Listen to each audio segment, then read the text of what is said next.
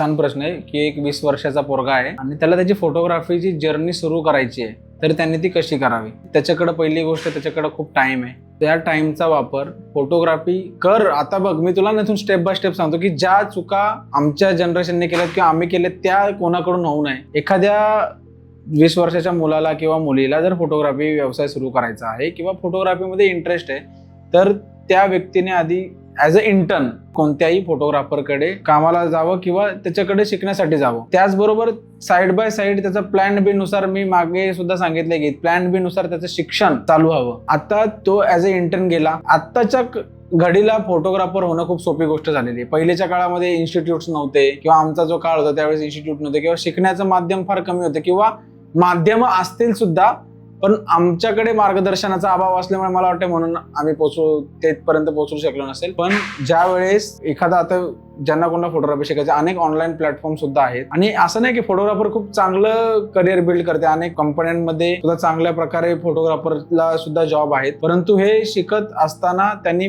मी सांगेल आवर्जून की शिक्षणाकडे दुर्लक्ष नाही झालं पाहिजे. तुम्ही शिकून नंतर फोटोग्राफी करा, ते खूप फायद्यामध्ये राहणार आहे.